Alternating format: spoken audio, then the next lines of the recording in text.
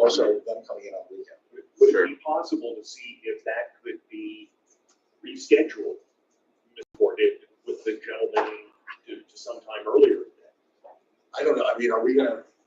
It's up to the body. I mean, if we wanted to, what we could do is we could basically recess to an all-night meeting. Well, we're going to have to at some point. I mean, if we just get started now, we can get through as much as possible. Mr. Ford can reschedule the work with I'll finish this by Zoom because we haven't gone through not even a new business we're not even through new business with previous notice. We're at the second motion for that. So Personally, I think that's a good idea. I was optimistic that we could finish this agenda by 1 p.m. All right, come on. I'm a comedian, Vader and Malcolm.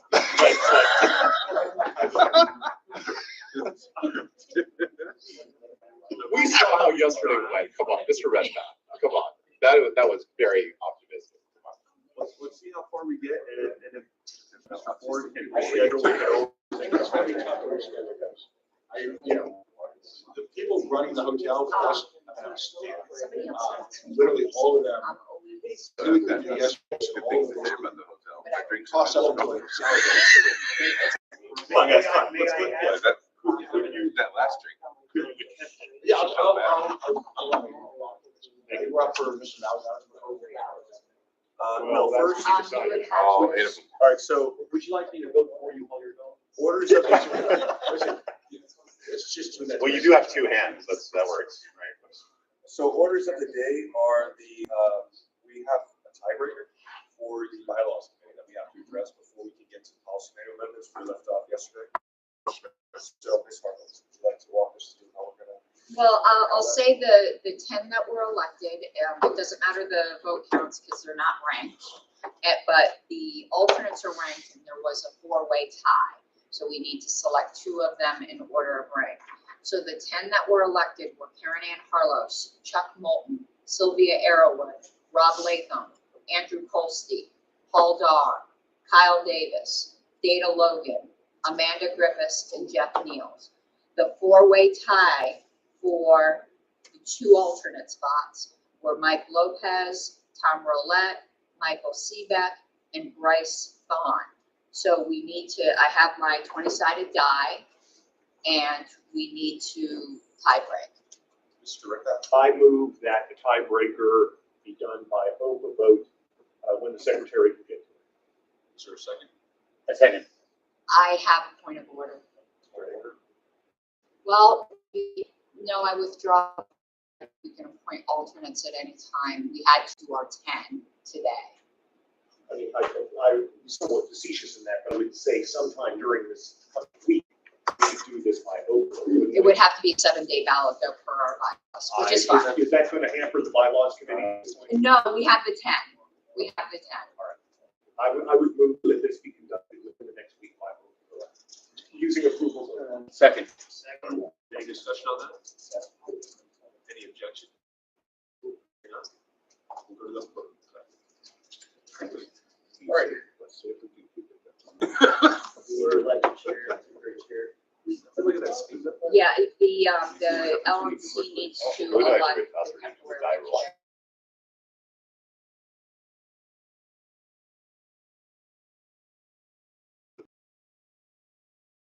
Like the bylaws chair, or at least temporary chair. Temporary, the bylaws committee elects its permanent chair. So I think that'll. I'll move to elect Kyle Davis Is there a second? Wait, you want to do as the chair. As the chair, we have a temporary chair.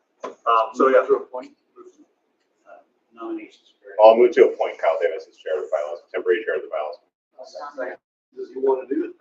Sure. Does he know? We'll find out. It's temporary. They're going to elect their own chair once their first meeting anyway.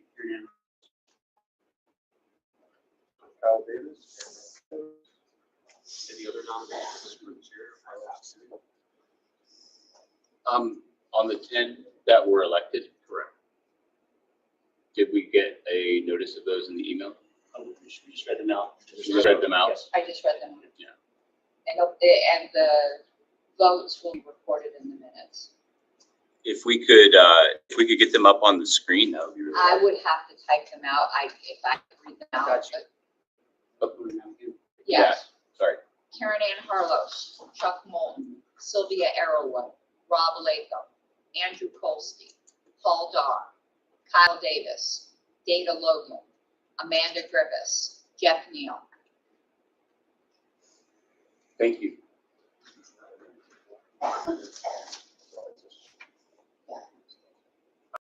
I would not. So. Wait. There's a second.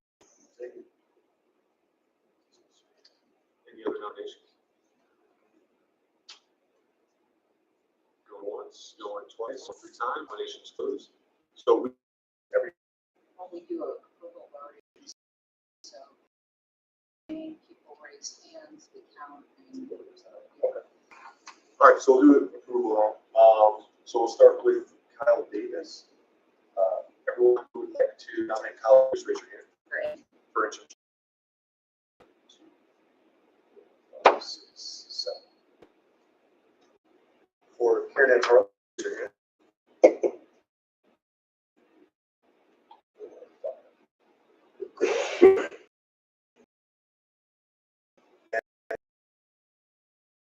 And for Sylvia Arrow, raise your hand.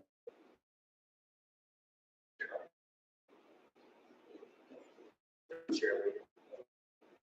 Like Mr. Gibbs is doing term. For the record. It's too late. This is what we can't be done by one.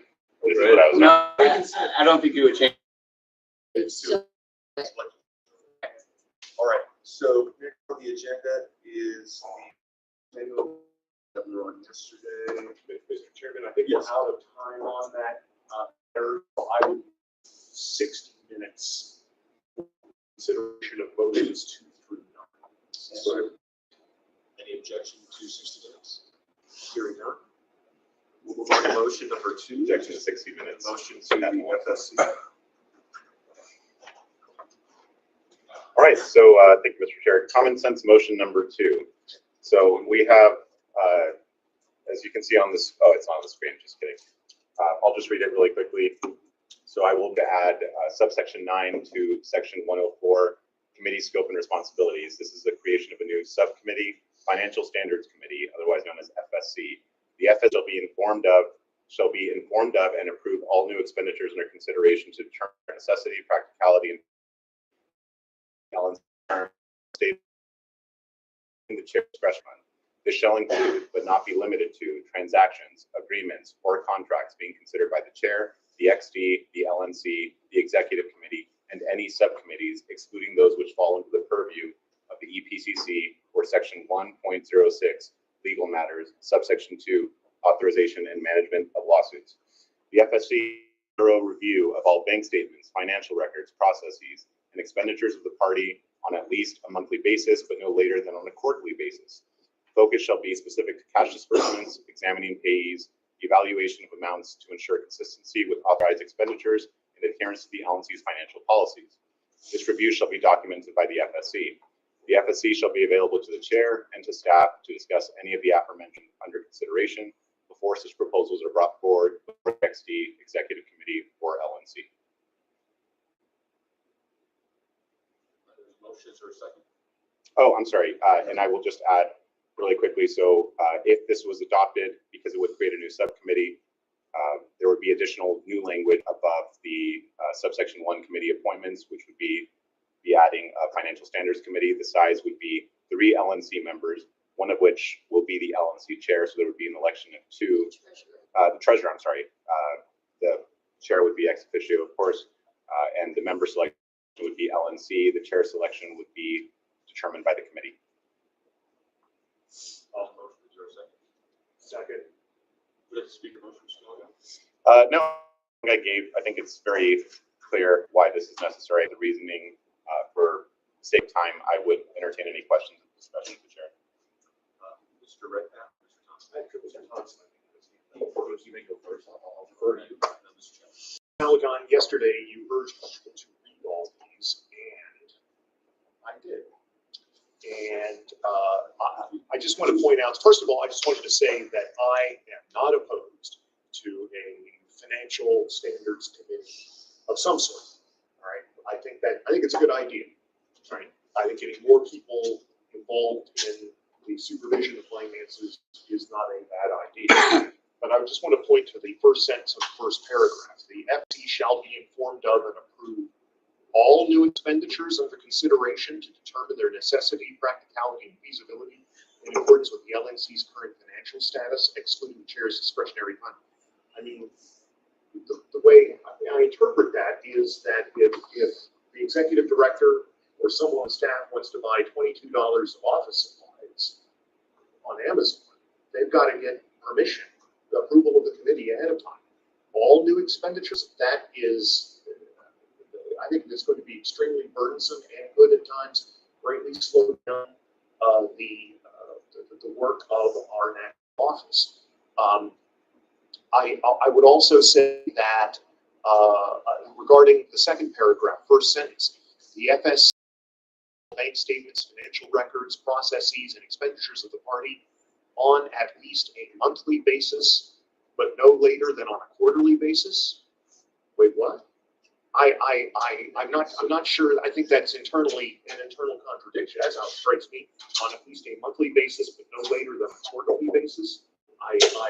There's something rubbing there. So I have a couple of objections. I think that there ought to be some minimum dollar amount before something is reviewed here. Number one, and there needs to be a review. I don't know about a monthly basis, maybe a bi-monthly basis. I could live with a monthly basis, but it seems to me that sentence is up with it. And there needs to be some sort of review. But if new expenditures need to be approved ahead of time, there needs to be a minimum dollar amount of some sort, or it's just going to come up the works of the national office. And I'm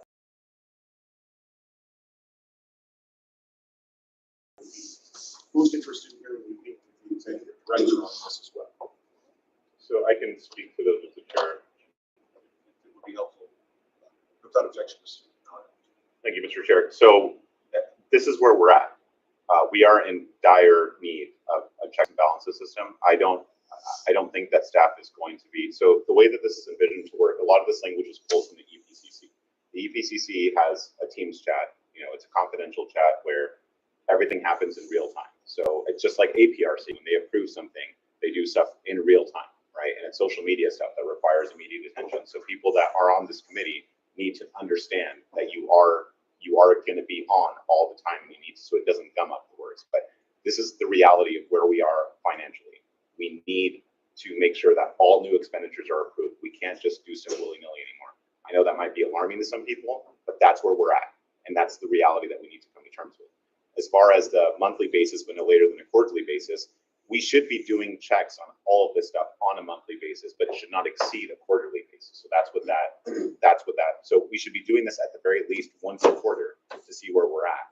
But preferably, it would be, a monthly basis to do it, but it wouldn't be any later than a quarterly basis because we need to be keeping track of our finances, and that's what this committee is prized to do. So I know that may or may not assuage your concerns, but that was the thought process when this was crafted. So I've got Thompson, Cheddar, and Carlos Tranquil, and Martin.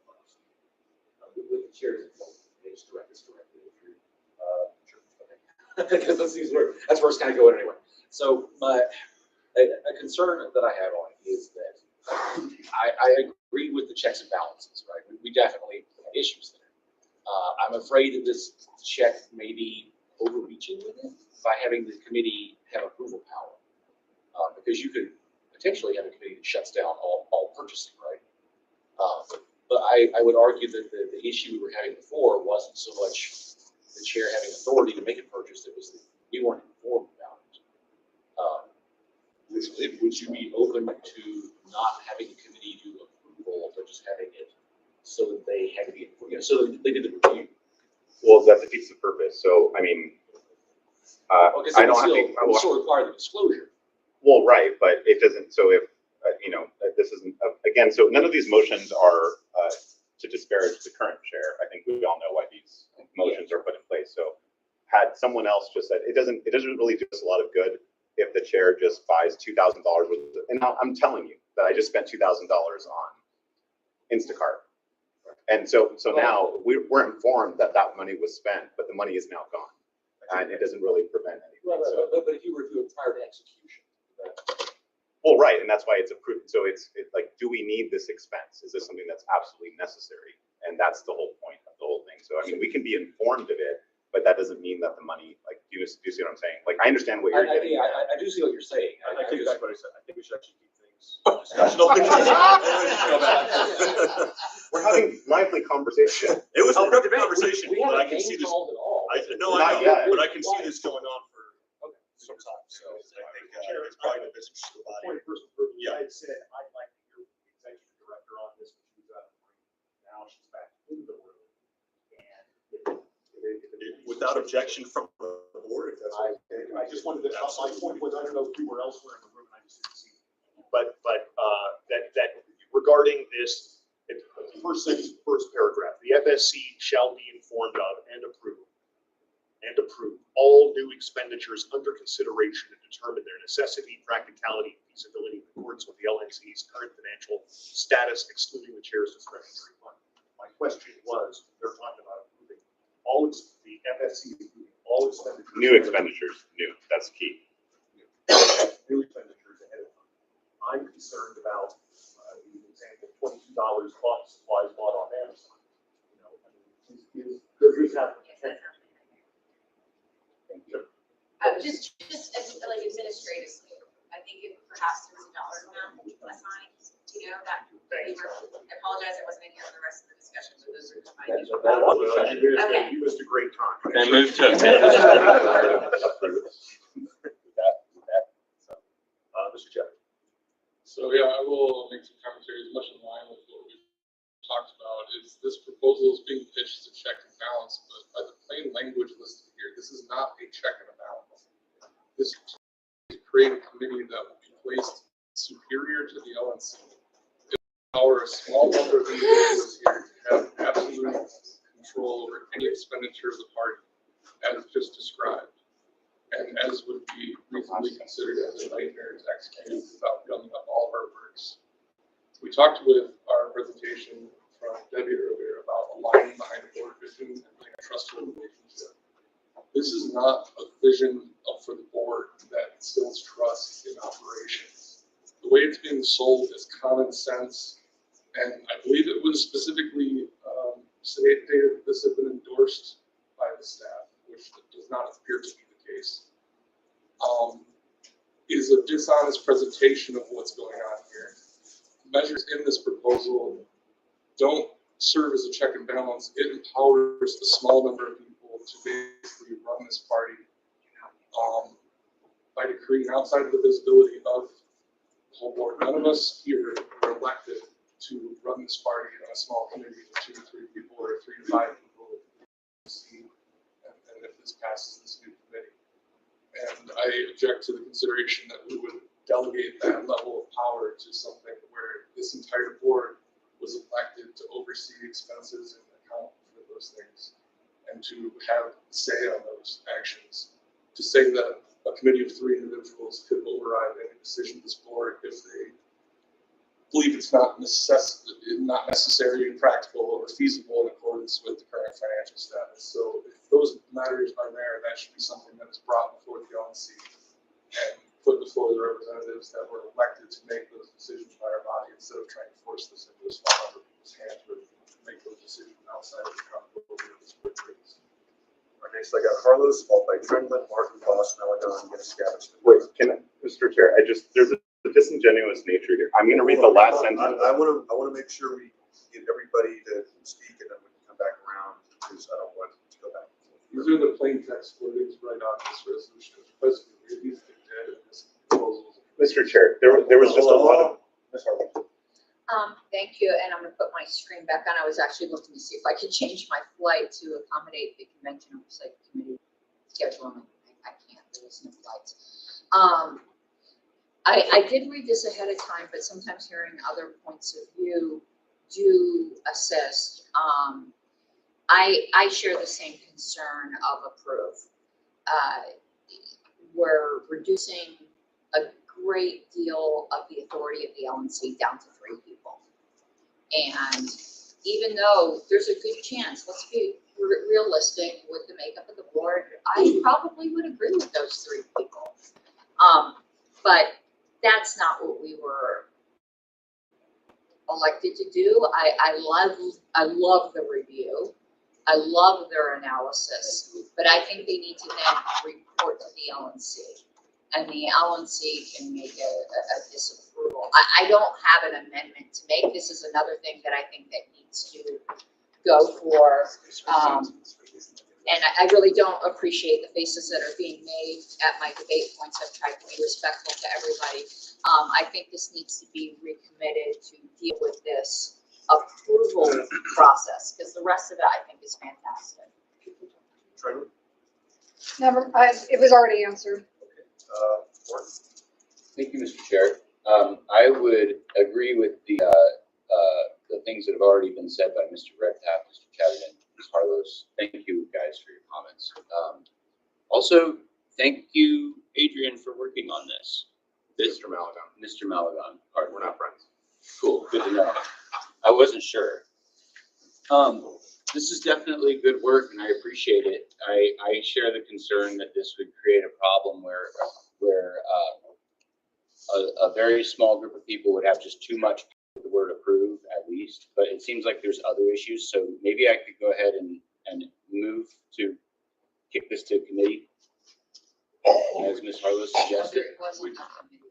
Yeah, this was just brought up by a member, so it wouldn't be in order to go to no committee unless you have a committee. We could kick it to, do you have a suggestion, Ms. Secretary?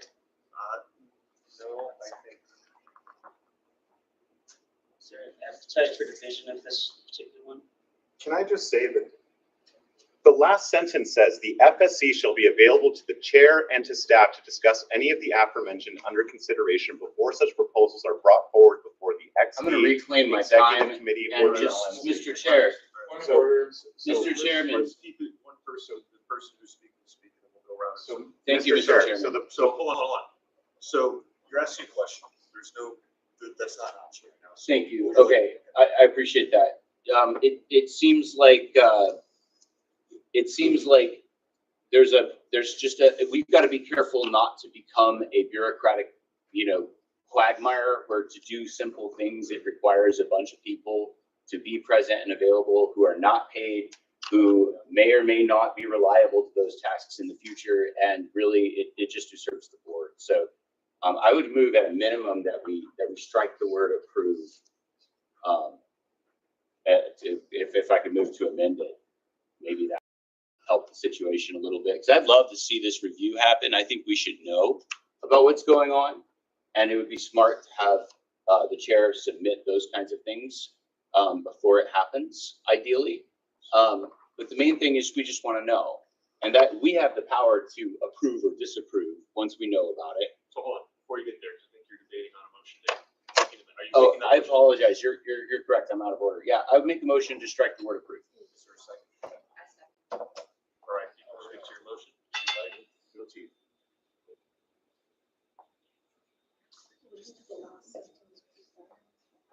Is there any discussion on this motion? Mr. Chatterton, Mr. Thompson.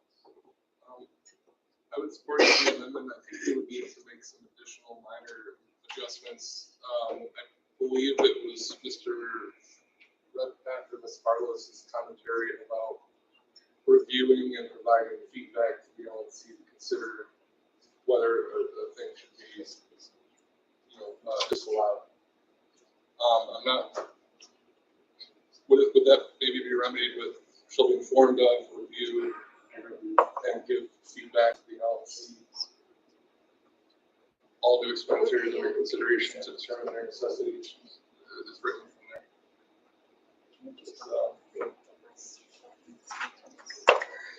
don't wanna rush to a second level amendment, but I think we need something additional of those. Since we can't do an additional amendment, I think that wrong, but, I would see that as a good way to, counter concerns. So right now, unless you're, what's germane right now is the amendment, because we're voting, we're technically in discussion on the amendment. So I would Yes. ask all, I hear you. So I was suggesting Okay. an amendment to the amendment, but I don't know the specific words, so I'm not making that motion right now, but I was asking if anyone has suggestions on that. I'm amenable. I'm open to that. So we'll be for Mr. Thompson, then Mr. Malago, and Mr. Dar. So if we are, Mr. Ford, then Mr. so if there is appetite to strike approve, I would like to suggest specifically. The FSC shall be informed of and prior to execution, review all expenditures. So you're amending the amendment? No, well, if the amendment should fail, right, because I don't want to get stuck in 12 laws. But I just wish to, I'm speaking against the amendment by saying I have to execute. Can you read that language again? The FSC shall be informed of and review prior to execution all the expenditures. Mr. Malago? I'm not opposed to that. I want to just remind everyone, this is not the disingenuous nature of the debate that's happened thus far. It's either because people don't understand, haven't read it, or don't understand what they've read. And again, at the last sentence says the FSC shall be available to the chair and to staff to discuss any of the aforementioned under consideration before such proposals are brought forward before the XD Executive Committee or LNC. So all of the power that the chair has their discretionary fund, the executive committee has the ability to approve whatever, the LNC has the ability to approve whatever per the policy manual. None of that has changed. It's just that now we have a committee that knows our finances inside and out, that has the treasurer on that committee and has run everything with a fine tooth comb. And so if they've given the green light, then it should be kind of, at that point it becomes a matter of whether the executive committee wants to allocate those funds, because we have them for the specific thing and it's been deemed to be a good, they can still approve or reject whatever based off that recommendation. I don't think that I'm particularly against Mr. Thompson's motion. I think that's fine. Can you read that one more time? Just for the FSC shall be informed of and review prior to execution all the expenditures. Yeah, if everyone is concerned with the approved, what I don't want to happen is it doesn't do us any good to just be informed that $5,000 were spent or $2,000 were spent after the fact, because the money is gone. It doesn't, there's no checks and balances. It's just informing us that we've already maxed out the credit card. Great, good to know. That doesn't really help the situation. So if that language makes people more comfortable, I'm not opposed to that. If approved makes people antsy and that's better, I guess that's fine. The whole purpose is to have a committee that understands our finances inside and out and can say, this is feasible. This is something that we should be doing. We can spend this much on X, Y, or Z. Next is, I've got Ford, Dar, Johnson, right now, Carlos, Sheridan, Markey, and Kelly. So Mr. Ford. So I wonder if just I'd like to take a real world example that happened just 2 hours ago. I was joining the executive open session to discuss providing funds for Arkansas for ballot access. Now, we did, where would this FSP fit in that whole equation? Is that before it gets to us? Is it after it? Explain that before. It would be. Nothing to do. That's an executive committee function. Sorry. No, who executes the expenditure would have to send it before the committee, right? Well, After we vote on it. So may I address that? Yeah. So for instance, in the real world example that happened this morning, Mr. Redpath would have come to he would be on the FSC regardless and say, I want to encumber $14,000 for ballot access. At that point, the FSC would meet and say, okay, well, do we have the money in the ballot access fund? So they earmark. Where is this money going to come from? Do we have it from the general fund? Is it earmarked? And then once that motion is brought before the executive committee, he can say, I ran it by the FSC. They gave the green light. We do actually have exactly $14,000 in the ballot access fund. So I would like to encumber those funds for Arkansas, and maybe someone else wants to encumber them for Colorado or for Mississippi or whatever, right? But now it becomes a discussion of what are we going to do? We have the funds. Where are we going to allocate those? We have them and we can actually spend. We spent trying to figure out, then the vice chair made an amendment. Well, actually, we don't have the money, so we're going to raise the money to do it.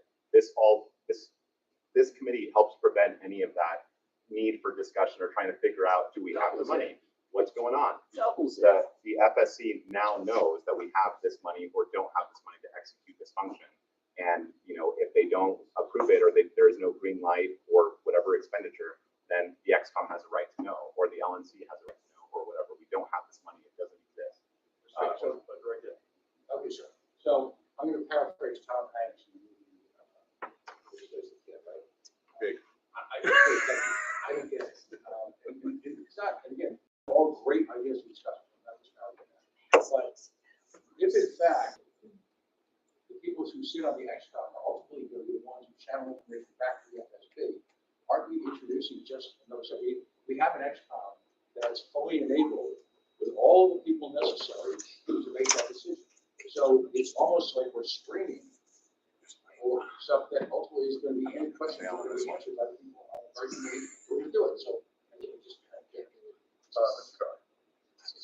So I'd like to speak to the characterization there that the LNC actually looking at and approving some of these items. As I've been now vice chair and been able to look at different expenditures and contracts that have occurred this past year, but I have no clue happened as a member of the LNC until after having the visibility to see that. My concern at that point was us as the LNC have not been doing our job properly. And the concern to be expressed there was that we need to have some sort of review process, whether this particular policy will address that or not. That is the concern that I want to see addressed. We have some sort of review process that allows us to have the visibility we need to, and to make that decision, and to know what is going on with it in the LNC there. And I'm going to call the question. The amendment, I didn't call all questions, I just called the question on the amendment. Oh, Okay, all question is not debatable, so that's majority. No, 2/3. 2/3. sorry. So where are we? What are we? So we're on the amendment, which would be to strike approve. To strike, approve, and replace it with nothing. With nothing. So that's where we're at. So if you want Mr. So- Thompson, I'm sorry, request for information. Yes. So if we prefer Mr. Thompson's verbiage rather than just striking the word approval, we can vote down this amendment so that his amendment could Then be considered. Well, before we do that, we have to actually vote on whether or not to end discussion to vote on. Yes, this Okay, thank you. vote is to end discussion. Correct. And then vote. So all in favor of any discussion to be able to vote on the amendment, raise your hand.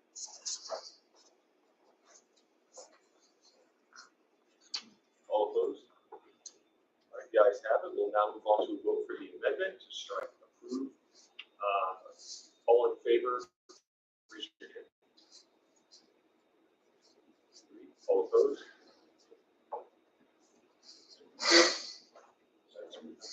We'll do it one more time. So all in favor of the amendment, the Martin amendment, which would be to strike and approve, raise your hand.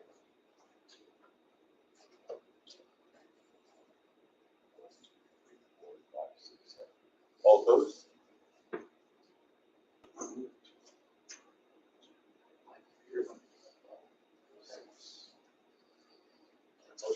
Wait, did you? I'm sorry, Motion motion passes. passes, sorry. Did you motion? I was going to adopt yours. but we just adopted That's why I asked the I know, question. I right? got Wait, it. so, wait, there was I just confusion. served that up There to was you. confusion here. So sorry, Mr. Chair, there was confusion. People didn't know what they were voting on. So, No, you're mistaken. so I don't think Mr. Thompson. I apologize.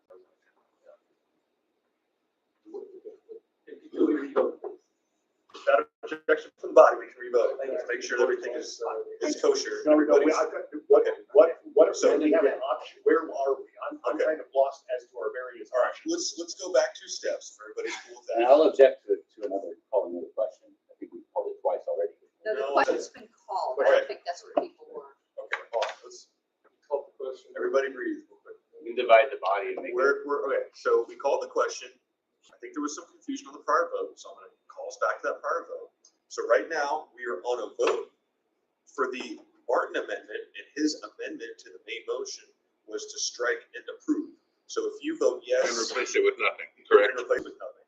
So if you Just so we're vote all clear. yes on this amendment, you would be striking and approve. If you vote no, you would keep the original language. Once this amendment is dispensed with, then we'll move on to the main motion, which will also be amended at that time. So everybody knows where we're And at. Mr. Thompson And Mr. had Thompson had has a an proposed amendment. amendment Right. that it seems favorable to everyone. So if we shoot this down, he will make He's his making amendment. debate, Mr. Chair. No, Let's not, let's. Yeah, we already voted on it and now this guy's debating. Hey, I'm gonna call it in order because there was some confusion. If we do it as a body, we'll end up in the same place regardless. You have to vote a certain way or you're gonna vote there again. So let's do it quickly. If we want to open up discussion again, Martin, Mr. you're not. Okay, so, Mr. Redmond. Okay, so, I'm sorry, so we strike this, but then if this passes, are we then going to consider the language of Mr. Thompson or not? As soon as he's recognized, he can make that motion. Anybody can make an amendment. Right. Thank you. Okay, so let's If it just. passes or if it fails? Doesn't Still matter. amend it. Doesn't matter because once we're on the main motion, you can make any amendment you want by yourself. So regardless of what happens next, it can be amended or voted on as is. So all in favor of the Martin amendment to strike and approve, raise your hand. 1, 2, 3, 4, 5, 6. All opposed? 1, 2, 3, 4, 5, 6. Okay, so motion fails. Amendment fails, rather. Mr. Thompson, direct. I move to strike and approve, and, I'm sorry, I move to strike and approve, replace with review prior to execution. Second. All right, motion is moved and seconded. If you'd like to speak to your motion, or your amendment, rather. I'm gonna need it again in 1 second, if you just give me 1 moment, please. Go back to the original. And what was your suggestion, please? Mr. Thompson. I would bring this over to you, so you can just keep it my screen. Review prior to execution. So it would still be striking this again. Correct. It would strike and approve. Let me just go back. What can you do? And then you're adding and approve prior to execution. Not approve. No. And review prior to execution. Okay, thank you. I'm just gonna highlight that to keep it clear. Okay, thank you. So with objection from the body, I'd like to recognize our executive director. Hi, guys. Just wanted to clarify after I've been listening to some of the discussion and my comments. The nightmare portion of this is actually the review prior to execution portion without a dollar amount. So the problem being that if I need to spend $22 on physical supplies on Amazon, or if the staff, yes. So what would you recommend? We were discussing that right now. What's the dollar amount that you would recommend? Right, so I would say, honestly, probably, if I'm ever spending anything that's over $1,000 for sure, I'm checking with Steve or talking to Paul or something like we're getting approval, but even that's really high. I would say maybe 600 would still be reasonable. Okay, so. And also I need a time frame though, because consider the fact that it might be 600 at one time, or it could be 600 spread out over a year. It's like, these things matter. It's just what I don't want to slow down is, for instance, last year we had a security problem with the website. We needed to use a new security provider. And we needed to make that decision quickly. It was going to cost us $400 over the year in order to implement this security procedure on our website, the plugin that we needed. So I gave the authorization to do it that day because it was so important. If we add these layers of complexity, that could create issues. So I would say, if you guys don't like 1,600, I think it's still reasonable. Okay, I mean, if you're willing to do that. Mr. Thompson, I think you already recognized me. And then Mr. Chatterton. My amendment is not in second. Yeah, No, it so- was. It was. No, I believe you just heard. Oh, you know, I'm so sorry. I'm not even. I'm a part of the hearing. So, with this, okay, so the FSC shall be informed of and review prior to execution all new expenditures totaling over $600 That's what I thought I heard. May I offer a friendly suggestion for the language? I'm allergic to Mr. Malloy. May I offer a friendly Handsome suggestion? brown Hold on a second. Mr. Chatterton, Ms. Harlows, and then Mr. What's this? Can you take me off the list? I was gonna do that. I think that the responses to a lot of these concerns being raised are gaslighting what is being brought. Let's, from the objection. everybody's got to stop mischaracterizing. It That's, is- that's his it right to is say not- that. It is not improper to point out the fact that the concerns being raised about this, empowering a small number of people to have over authority over the LLC. And the fact that Orders of the none of day. us were, I appreciate being allowed, Mr. Chair, I would ask you to call Mr. Malagon to order. He's repeatedly making it about anybody not recognized. Second. There's been multiple people making interruptions. I call all those members to order. And yet there's just one that does it over and over and over.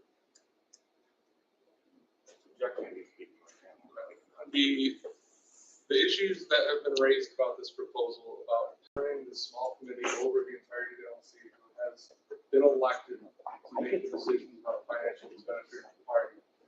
And to say that even elements that have to be reviewed prior to execution, all of the steps that would be involved in approving that. I appreciate that we've added a dollar threshold in consideration of that. But again, still, to have this body that would be empowered above the LNC for any expenditure that would be able to push to stop the expenditure. Can you call Mr. Malagon to order, Mr. Chair?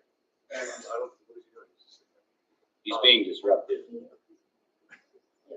Mr. Thompson, again, Is this germane to the amendment? It sounds like you're speaking against the main motion. yes. I'm speaking to the fact that this amendment does not address the concerns that have been raised. So I'm speaking against that consideration to resolve the issues with the main motion. And the facts that as these are being raised, we're being mocked by others on this board, it's specifically a matter that is undermining the ability to build trust on this board and to work towards a common vision. And when that vision that is trying to be pushed through involves to essentially empower a super minority of this board to make overarching decisions over top of what we were all elected to participate in and evaluate. This is not something that requires confidence. This is not something that is going to drive more engagement or fundraising. None of these things are being served by the attempt to push this policy through and to misrepresent what it stands for. As people are raising concerns that are straight out of this wording that says that this committee will have greater authority than the LNC. Carlos,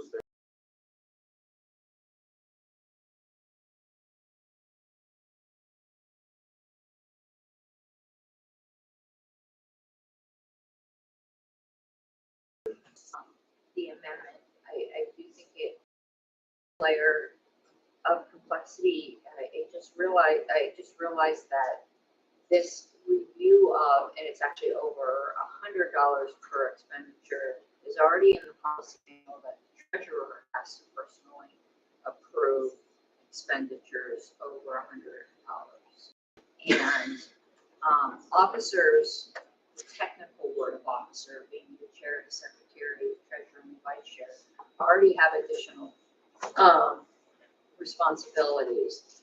I urge voting down this amendment, and if it's voted down, and whether it's voted down or up, I am going to be willing to divide the question. The part of this motion that I support is the second paragraph.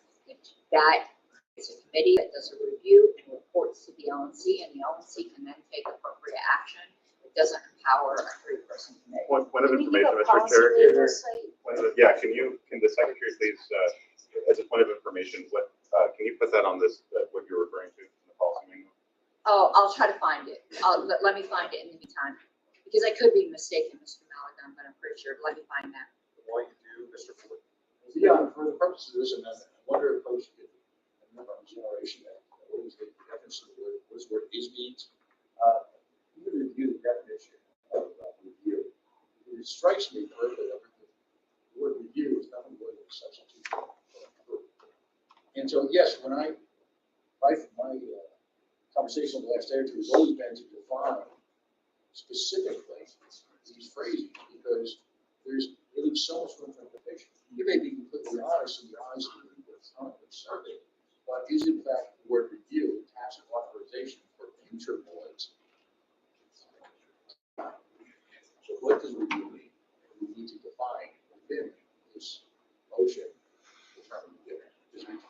simply letting the body know, for example, Mr. Dar's frustration, letting him know that this exists? Or does review mean?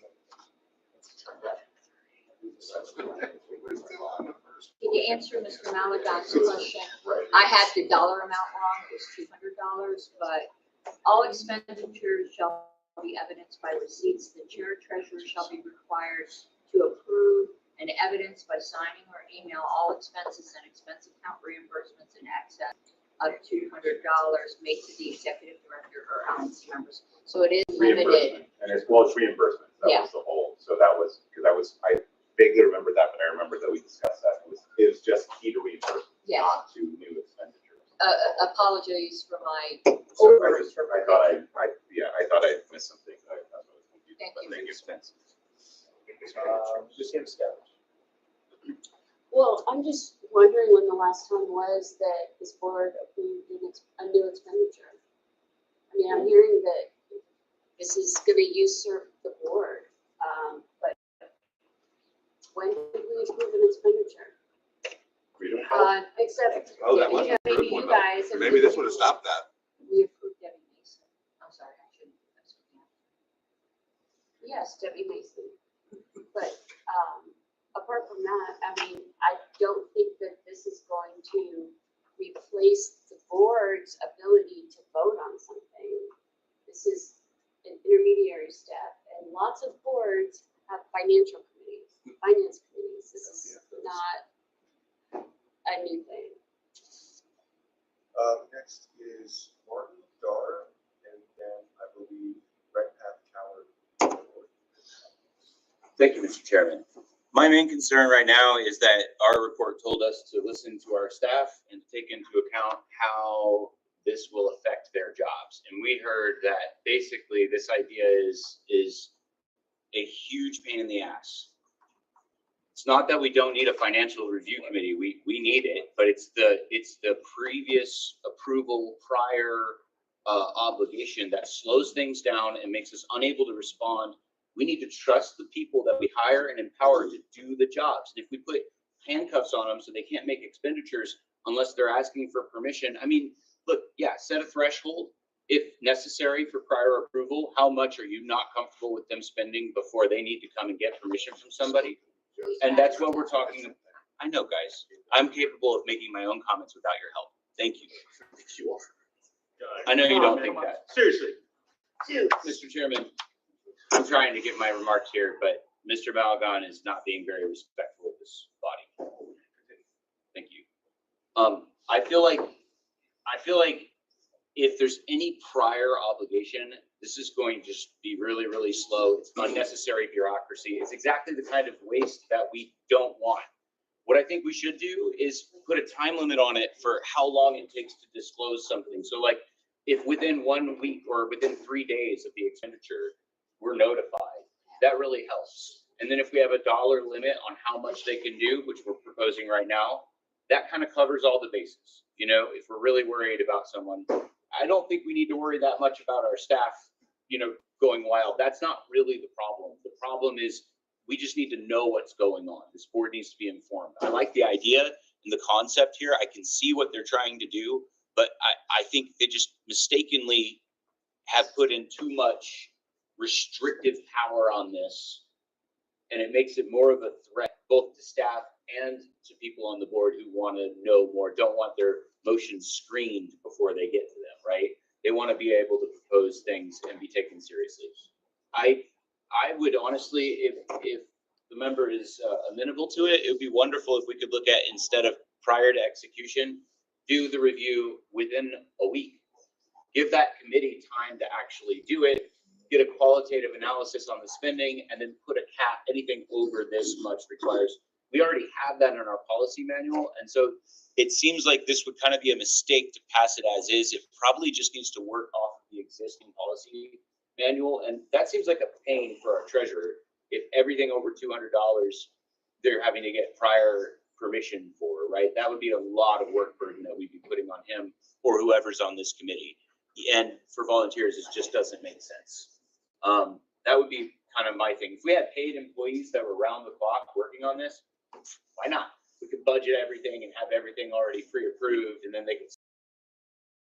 But this isn't even doing that. This is, even if we allot some execution, this would have to be notified. And then we've also heard a version of interpretation that would say before it comes to the board, it has to be screened. So both of those ideas I'm not comfortable with. And I think it would be better if we just focus on disclosure. Next is Mr. Doran. I don't think we're gonna workshop this from the table right now, very well, so I'm just gonna call all questions. The motion to call up previous questions or second? Second. And Mr. Chair, it is in order to move to divide even when the previous question has been called. So we can vote on all previous questions, but I do intend on moving on dividing. I can give you the Robert citation on that. No, that's fine. Yeah. So right now, we are on an amendment, and then we'll just make a motion to attend the. Well, he moved all previous questions. All previous questions. If that passes, I am going to move to divide. Okay. All right, there's a motion to move all previous questions. There was a second. All in favor of calling all previous questions, raise your hand.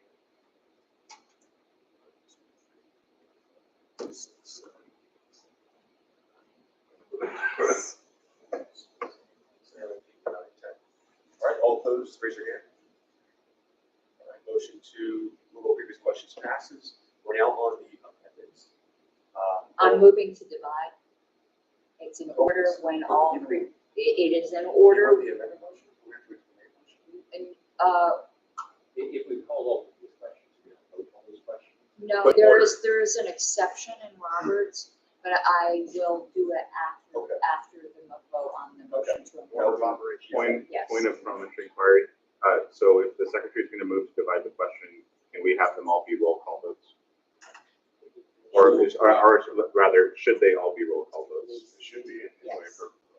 Yeah. As I understand it. Yeah. For policy amendment. So we'll do the amendment, the actual main motion with the roll call. So right now, we're on the Thompson amendment. And after we dispense with this, we can move on to the main motion, whether or not we apply the question. So all in favor of the Thompson amendment, which is on the screen in yellow And red.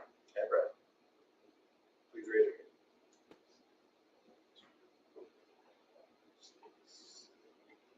All opposed, raise your hand. Amendment passes. We're now on the main motion. And, Ms. Harlow, would you like to take it? yep, I'd like to move to divide, Right, there's a motion to divide. and I'll say where I wish it divided. I would like, paragraph number 1 and 3 to be together, and 2 to be separate. So it'd be the first and third paragraph to be together, and the second paragraph separately. I'd like to speak to that if there's a second. Second, well, I like that little paragraph. Point of order, Mr. Chair. Yes. After she speaks to her dividing the questions, this is not debatable, correct? Because we've already called all questions. So we're good to go. After she speaks to her motion, we're good, right? Correct. Right, after I speak to it, we go to a vote. Right, okay, that's what I think. Okay. So, let's speak to. Yes, I would. After hearing debate, I am not in favor of the first or the third one. I think we need an FSC. I think the FAC needs to thoroughly review everything, no matter dollar amount. And I think they need to report their review to the LNC. And then the LNC can decide whether they're going to do something with it or not. I want a review committee. I do not want an approval committee or a dollar amount committee, which is the executive director, the chair, and everyone makes their decisions, deliver a report, and if they've been bad, then we can spend them. Not at this point because of our previous questions. So, what is your nature of your? I'm not wishing to engage in debate, I wish to get a point of view. Okay. So should we divide it in this manner? And we wind up with the middle paragraph or not, 1 and 3. The first paragraph defines the committee, right? Like the second part of it defines the committee. So what would happen in that case? Right, May I because the answer first, this one? right, because the first one says, you know, shall include, not be limited to, I'm sorry, it says who's on. Right? So would it be under the LNC then to appoint as we see it? Well, it would be, so the bottom portion that says committee name, size, selection, all that would still be the same. And then the yellow paragraph would be, what would be considered has to be the description. Right, I considered that description of how many members and who it includes to attach to any of those paragraphs. As just a point of order, can the secretary again just make clear the division of the question? What the first thing that we're voting on, just so that there is no confusion. Okay, yeah, So so this passed, so let me take all that passed. And that's, yeah, that was confusing, just to make sure that we're all. So, the yellow paragraph is divided out and, So you are moving right now, just to be clear, that yellow paragraph to adopt or reject that second paragraph, is that correct? Well, we define the question. So here's what would happen. So let's say, for instance, the yellow paragraph got adopted. We vote on that first, or second, or whatever. Doesn't matter. But then if the other question is also adopted, that would get put basically as a whole motion. Everything in green. Correct. So we're gonna vote on the green and yellow separately, Okay. but they could either be voted down or adopted. There doesn't need to be. And Mr. Thompson's question was, what happens if one is adopted and not the other? So that would be the description. right, and I want to make it clear that this part here that I'm highlighting, I think this attaches to all of the paragraphs. So that, So That- any portion passes. yeah, that's the included where- composition of the Yeah, committee, that bottom portion, no matter what passes, unless both motions fail. then nothing's. Then that wouldn't be adopted, but if either one of those gets passed, then that would. Okay. Okay, so we're still in motion to divide. Those two questions, there's no debate. All in favor of dividing the question, please raise your hand.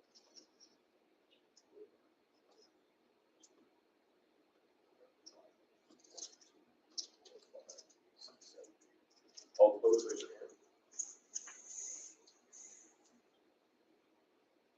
The ayes have it, motion is divided. We will now vote first on we'll vote on the first and third paragraphs first. The green? Yeah, the green. And since it has already been called, we'll go ahead and move on to the roll call votes. Okay, so one moment, I want to call that motion number 2 and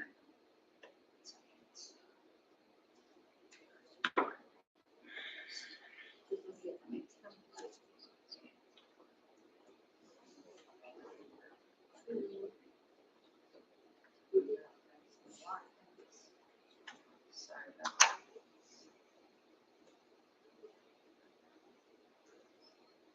So let me just put up on the screen again, because I know people will be confused, so we're voting on the green, on whether to adopt the green. Correct. As a point of order, Mr. Chair, where are we time-wise? I have to imagine we're at the 6. No, we're eight and a half minutes. 8 minutes. Okay, Mr. Boss, Can we have it on the screen? I can't vote and have it on the screen at the same Okay, time. all right, okay. But let me put it on the screen again so that everyone can see. On the green, Could I make a request? Could it be possible for us to vote on the yellow first, since I suspect there's more consensus around the yellow paragraph than the green? Less contentious?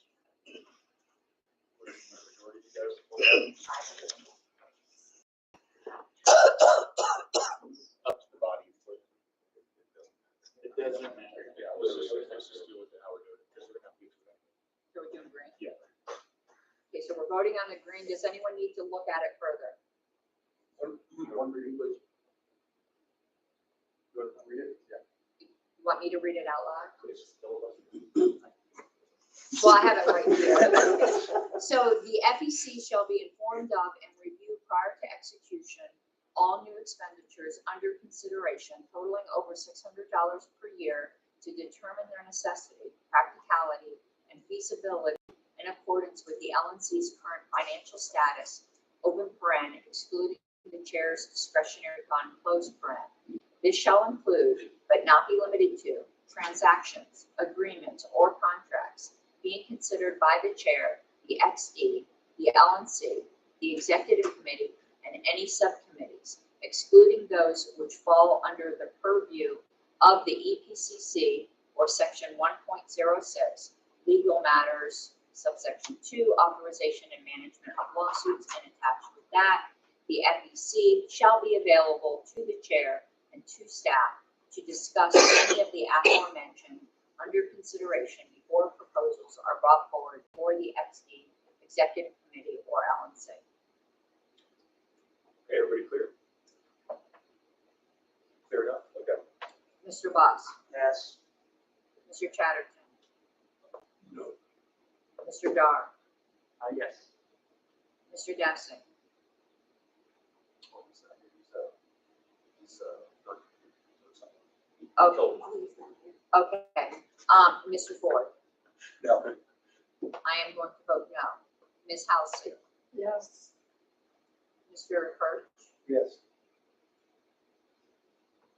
Mr. Martin, Pass. Mr. Malagon, Aye. Mr. McGee, Aye. Mr. Redpath, I'll vote yes. Mr. Thompson, Yes. Ms. Januskevich, yes. Mr. Boss, Abstain? Mr. Dar. No, never mind, Dar voted, we don't have Dassing. Mr. Martin, Same. abstain? Yes. Okay, so it is 8-3-2, Mr. Chair. Motion passes. Then we'll now move on to the next item, which is the yellow block of text. Would you like us, I will read it. The FEC shall do a thorough review of all bank statements, financial records, processes, and expenditures of the party on at least a monthly basis, but no later. It shall be specific to cash disbursements, examining payees, and the evaluation of amounts to ensure consistency with authorized expenditures and adherence to the LNC's financial policies. This review shall be documented by the FSC. Move to roll call.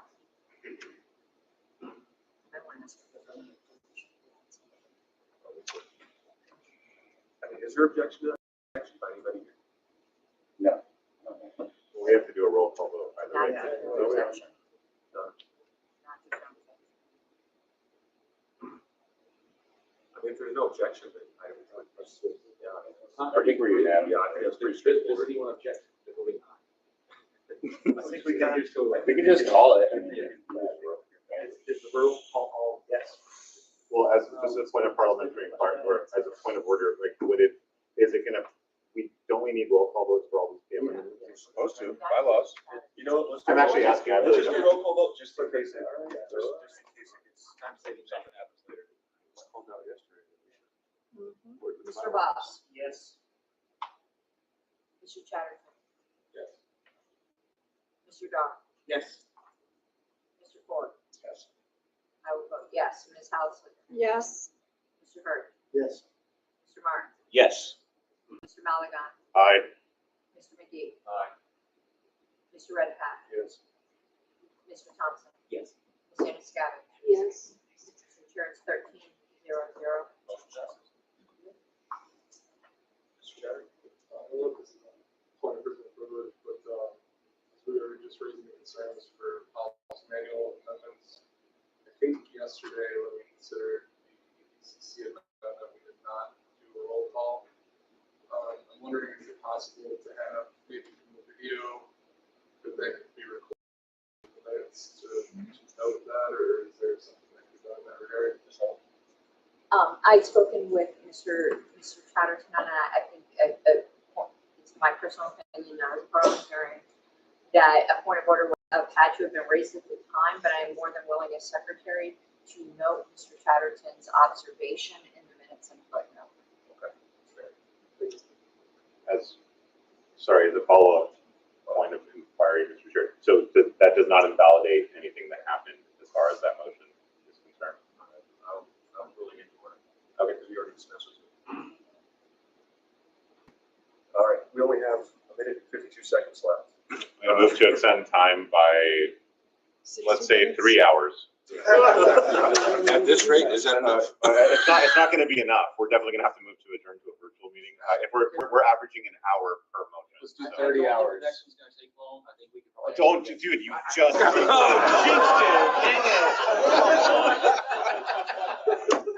Mr. Thompson. 4 hours. 3 hours later. So there is a motion, is there a second?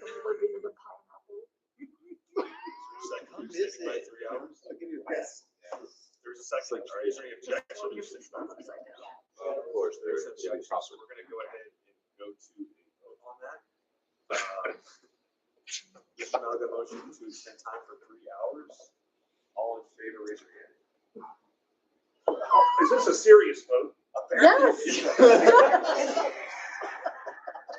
I mean, until we're done with this. Get done with this. If we finish before the 3 hour mark, we're good to go. Yeah. Right. And where we all opposed, raise your hand. Nope, I oppose. This motion, well, you know, you voted good. You can't vote Your twice. motion passed. All right. Common sense motion number 3. Bloody hell. It is to strike. It is to strike the verbiage that reads, unless those expenditures are later ratified by the LNC under section 1.05, other special approval procedures. The reasoning for this is kind of along the lines of what I was talking about with Mr. Thompson earlier. It doesn't really do us any good for the chair to inform us after the fact that they've spent more than they're authorized to spend. I mean, it's cool to know, I guess, but it defeats the entire. We shouldn't be able to ratify something that the chair broke just because he did it on the whim. Oh, thank you. Time flies when you're in. 3 hours went by that. I called the question. Oh, please don't. I don't call the question. No, I seconded it already. Oh, did you? Oh, Yeah, the chair just didn't hear. Yeah, I didn't hear a second. I seconded. Turn it down. Maybe I hop back in line behind Ms. Harlow. Well, I heard the call the question in a second, so, no, I didn't, okay. All right, going on to this one. I'm sorry. I have to be. It's not that I necessarily disagree with this, but it does nothing. R allows, We do nothing. That's kind of our thing. it kind of is. So then why was this? Taking this out doesn't do anything. R allows decisions to be ratified. I think what Mr. Malagon is attempting to accomplish is to put in the policy manual that these expenditures cannot be later ratified by the LNC. That would have teeth. This does nothing. May I have a point of parliamentary inquiry, or yes, I guess parliamentary inquiry, just to follow up on the secretary's comment. What would your proposal do then? Like, what teeth would it have to, if we say no? If we cannot ratify, or we will not ratify, what does that do then? It means that we can't unless it's overridden by a 2/3 vote, because of course, anything on the policy manual can be suspended by a 2/3 vote. But at least that would have more teeth, because taking that out, it then just defaults to Roberts, and Roberts allows things to be ratified. All right, boss. I mean, I don't mind removing it. I'm just letting you know that it probably isn't doing what you want it to do. Boss Thompson read that. I think the teeth is shall not exceed 5,000. And the unless is an out to exceed 5,000. So I believe I'm with Mr. Malagon on that point. Mr. Thompson. Mr. Redmond. Right, I just want to make sure that the way I always interpreted this is that there's a slush fund for the chair. And if you form a chair, I'd like to ask one out there. But in any event, that expenditures, it reverts to zero if the expenditures are approved by the LNC. Is my reading correct? That basically the chair gets to spend money how he or she likes up to those limits, but those limits revert to zero if those expenditures are later approved by the LNC. Is my I'm like so confused by that. let's say I spend $2,000 or spend $1,000 as the chair, Right. but then I put it before the LNC. You don't for have to. approval. Then I do that, and if it's approved by the LNC, then that 1,000 reverts to zero. I don't think it No, does. that's not. No, I think you did an extra step you didn't have to do, but it doesn't revert to zero. Yeah. It's any rolling 3-month period, and you can't exceed 5,000 for the 2-year term. So what did you do as chair, Mr. Redpath? Because- I think. I have a question. I think we need to look into that. You had a slush fund. Okay, Mr. Chatterton's up next. I was gonna, I think, offer my understanding of Mr. Redpath's statement, and I think I generally agree with where you're going with that, is that if those expenses are ratified by the LNC, those would no longer have been discretionary chair expenditures at that time. So they would come out of that bucket. And, I I could don't be know wrong. if this would be changing that. So I think this amendment would change that paradigm, is my They can interpretation. still be ratified for R1. I see that. Mr. Malagon? So a question for Ms. Harless, if I may. So I'm sorry, what was the recommendation that you gave that would have teeth? That would say, that discretionary expending cannot be later ratified by the LNC. Okay, I will move to amend for that language. And then I'll call the question. If I understand the proposal, am I correct with also drawing from Ms. Harless's previous comments, that effectively this would add teeth in the manner that in order to ratify, it would require suspension of this policy manual provision, and therefore it would raise that threshold from what would otherwise be a majority to ratify and dispense under the current policy. This amendment would have the impact that it would require this suspension and therefore a 2/3 vote threshold in order to do that. So it could still happen with just a higher burden to achieve that. Or they did the policy manual, that thing, which was 2/3. To suspend or to Yeah. amend it out of existence. Yeah. That is my understanding. I mean, there's nothing as bulletproof, but I think this does more of what the intent was. I agree. Mr. Box? Two quick things. I wonder if it was meant to say, is this, that statement was meant to cap you at 5,000. Okay, So over when- the limit. Okay. And then this is commentary, the chair can always come to the board and ask for money. Yes. So, Then it wouldn't be, yeah. Right, so my point of information would have been, at this point, what this would do then, if the chair breaks this budget rule, it could only be broken, so to speak, if it's, like, if the LNC is okay with the chair having a slush fund, where'd he go? Oh, there he is. Having a slush fund. Where'd he go? He's over here. Look at Mr. Redpath. All the forward. So, right, in other words, we would be sanctioning the chair. So the LNC itself would have to sanction the chair breaking.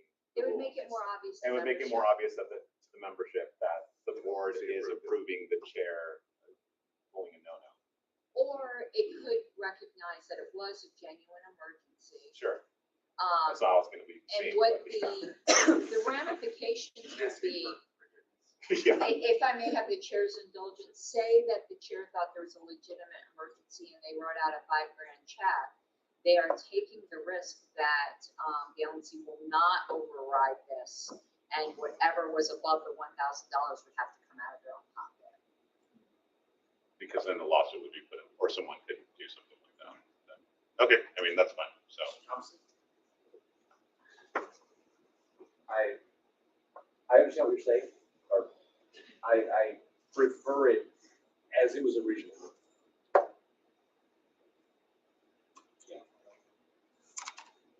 Wait, like the striking? No teeth.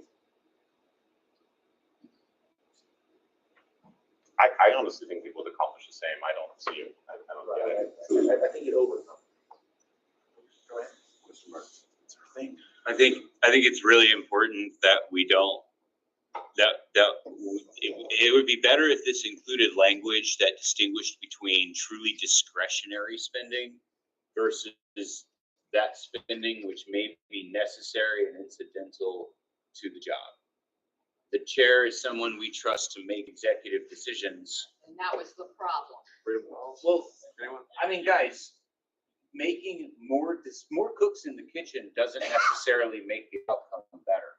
And less cooks made it bad. I wouldn't say that that's the problem. I'd say, but regardless, I see the need for oversight on this and to protect against wanton spending. I see the danger on this, but ratification, if a chair is following this, is not breaking this, one thing that would be nice is the chair is required to report all of this. Why is it just they can spend what they want? They don't even have to seek ratification.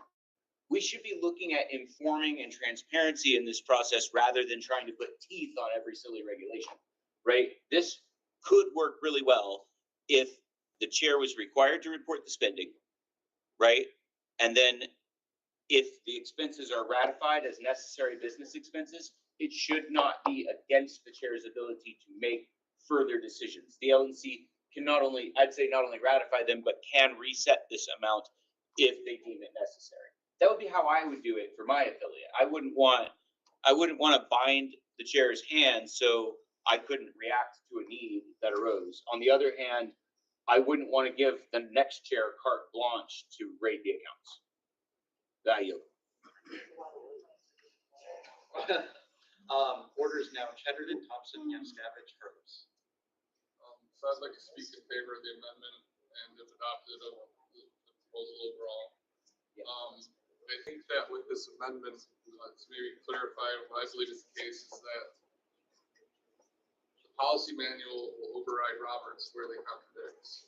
And if we simply strike this language, there's no commentary about the ratification process, and therefore there is no contradiction between policy manual and Roberts provision for allowing ratification decision after the fact.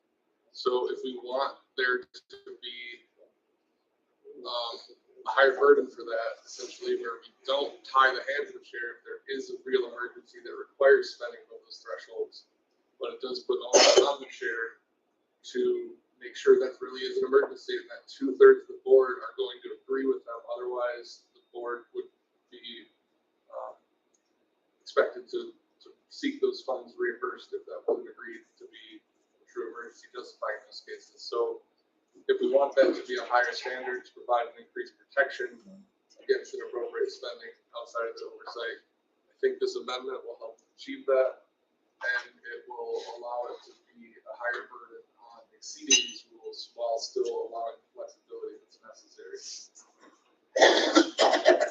Yeah, I feel like I'm being punished for that question. Remember when you said this would be easy? I know. But in the interest of time, I will shut up and hopefully that we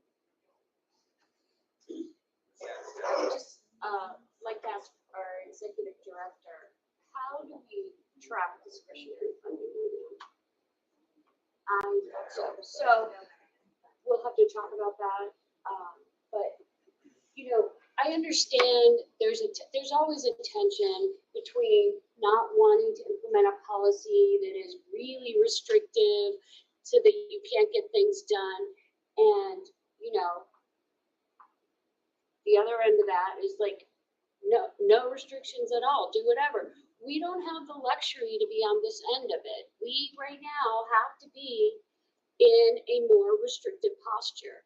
There could come a day when we decide we have enough other oversight procedures in place where we can loosen up on that a little bit. But when stuff like this happens, where money's involved, whatever it is, that's what needs to happen. There has to be policies to address these issues.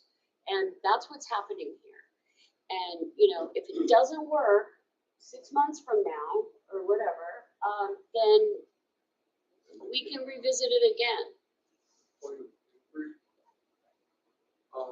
The concern raised about not having tracking of those discretionary fundings, wouldn't that fall under the purview of the regular reviews of bank statements that was just appointed to the FSC? Well, but I have a point of order. If we do this, but points of inquiry are not interruptible. You skip line unless they're urgent. Okay, sorry. You are in the order now. We can get back to that. So now, Ms. Harlan. To speak to Mr. Martin's points. First of all, I could be wrong about this whole thing. You know, it's just an opinion, but I'm trying to honor Mr. Malagon's intent, and I agree with Ms. Janiscavage.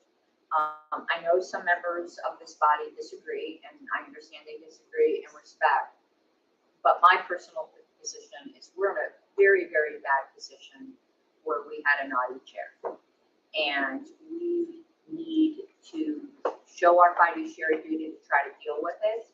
I actually don't think Mr. Malagon's amendments, I don't think he made enough of them. And I know that sounds, But we didn't have time. I mean, there could have been more than 9 to deal with this situation.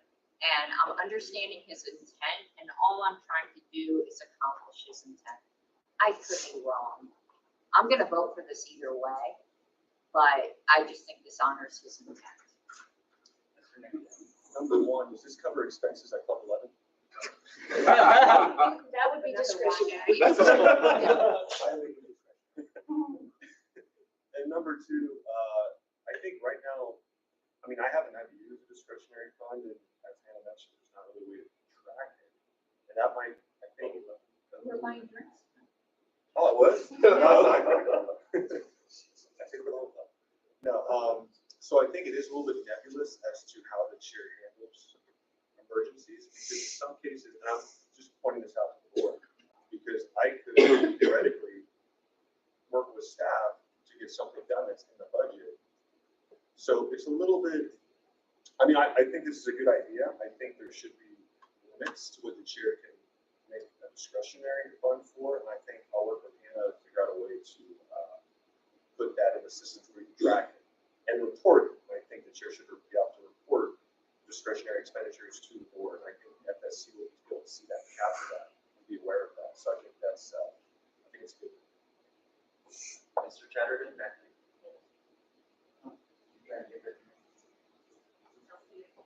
There's not an official. No. Yeah, go ahead. Okay. There's not an official procedure for how we handle discretionary expenses. I've never received a request to make something a discretionary fund expenditure. However, if I were to have received that request from Angelo or Stephen, I would have implemented the procedure that exists from an accounting perspective. So it's just not being utilized, but the volunteer place. Mr. Chatterton, back to you. Yes, so I wanted to inquire, I think 2 of those items is, I believe that we just adopted the language, FSC shall do a thorough review of all bank statements, financial records, processes, and expenditures of the party on at least a monthly basis, and focus shall be specific to cash disbursements, examining payees, and the evaluation of amounts. That would seem to precisely cover consideration of looking at discretionary spending amongst those to make sure that's classified as discretionary and that the limits applied in this existing policy manual element that we're looking at now. This would seem to be exactly that responsibility that we just appointed to the committee. So I think this supplements and works together with the previously adopted element to accomplish that missing process that hasn't been requested before. And Indiana State Chair wishes to be recognized for everyone's comments. Everyone may have the chair of the return party to Indiana. So we have something very similar. The state chair, sorry, Steve. Can you speak up just a little bit? Yeah, sorry, Steve, but my discretionary spending is also $5,000, but it's per year, not per term. So, but we also have the system in place where if I have an emergency, such as we were authorized to spend $2,000 for getting the state fair booth, but it ended up costing $3,000. And I have to file the application for it. I pay for it, that's $1,000 out of my discretionary spending. I bring it to the board at the next meeting and say it was $1,000 over, here's what it was. they authorize that expenditure, that comes off of my book. That goes into the general funding. So I now have my full discretionary spending reinstated. It is important, I think, to do that because there are emergency situations that happen, there are testings, there are, hey, we need a security patch immediately today, which has something that has happened to a lot of us. So I would be upset if my board wanted to add that last line because that would hamstring my ability to do my job as the chair. But I do believe that it also is very important to have the oversight to know that the chair has spent those funds. In our case, it's reported in our budget. We have a budget line, which is chair's discretionary spending, and everything is tracked in the budget tracker. But to be fair, you didn't hire a Filipino call center without telling anybody. I didn't know it was an option. Thank you, Mr. Chairman. I would move to amend the main motion. It'd be an amendment of the amendment. We're still on the amendment. Correct. Oh, then I would amend the amendment, if I can, to say that the chair must inform the FSC, right? Is that right? Is that the designation we gave it? That's already there. We just passed that. The chair must inform that, and I would say to unstrike unless these expenditures are later ratified by the LNC and insert. Okay. Yes. I'll take your word for it. Yeah, that goes beyond the scope of the amendment. Then with my comment, I will just say that you could get my vote for this if this was about transparency and not about you putting a collar on the chair. Are you into that, Mr. Chair? You don't want to put a collar on the chair. All right, further motion to recognize, not seeing anyone, we're going to a vote on it. Oh, you had your hand raised, sorry. Okay, I wanted to address the gallery for a moment and also Mr. Martin. We have an executive committee that can meet on a day's notice. If the chair has some kind of an emergency, he needs to get some kind of approval, he can call a meeting of the executive session. We are not dealing with an ideal situation, and Mr. Martin knows this is with all due respect, and this is not personal to Mr. Michaela. Chairs right now of the Libertarian Party need a collar. We have completely eroded member trust of what happened last year. And even if this collar is only temporary, we've got to look and take everything that happened real seriously. And I know some people don't think it was so bad, okay? I think it was horrible. And I'll go on record as saying, I think it was so horrible from the party of principle that we need to be passing this kind of stuff. Not seeing anyone else, would you have any questions? If I may. Okay. I appreciate the intent of this, and I appreciate where you're coming from. If I just grant everything that you're saying and everything that the proponents of this are saying, then I still think the problem here is really about whether or not, like in the past, it's not even coming to the attention of the board, apparently, is the problem. Put that in there first, and then why take away our ability to ratify? Agree that we can do it. If the executive committee is there, I mean, why take power away from the committee? That just doesn't make sense to me. You're going to raise your hand? Okay. I move to extend time to 8 hours. No, I'm going to call the question. Second. I'm going to call the question. Yes. Calling the question. Any opposition calling the question? All right, we're going to the amendments. Be clear to just the amendment, not the notes. Does that have to be a roll call or can we show? For the amendment, we can just do show of hands. It's saying, But we're moving to whether or not we're moving to we're voting on. Oh, there was no objection. There's no objection. Okay. Pending debate. Okay.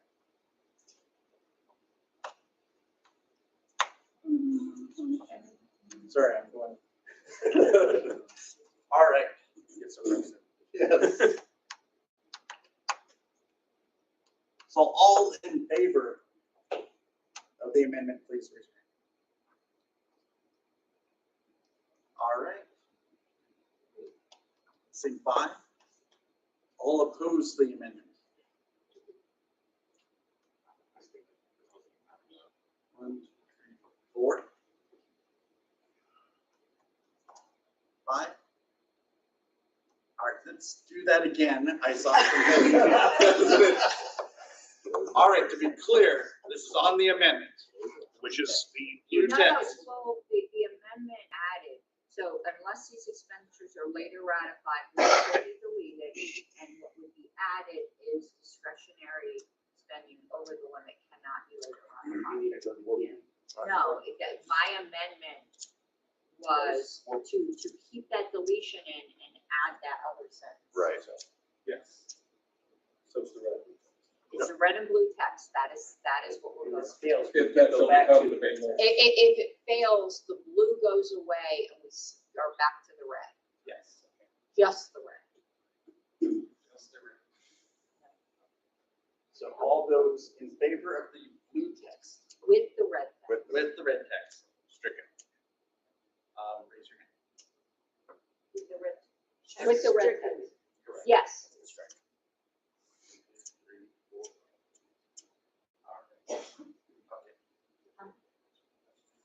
That looks, Wait, how many?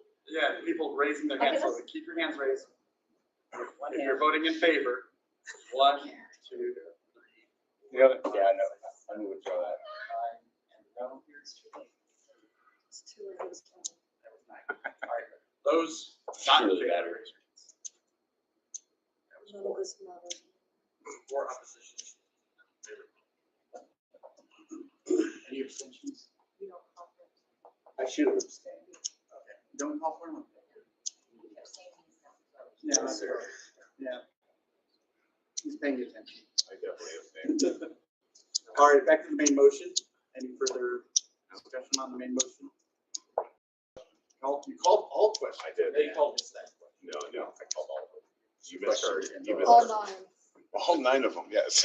We are now at the, A second? I think he's called. yeah, we're going to the main motion. Main motion, roll call vote. You went 3 hours for this one That item. was. I did. You jinxed it. That was the amendment to the amendment, but he says he called all previous questions. Right, I was trying to be very specific. Now, let's be clear on what the main motion is. The main motion would read, this was added, so that can't be voted down.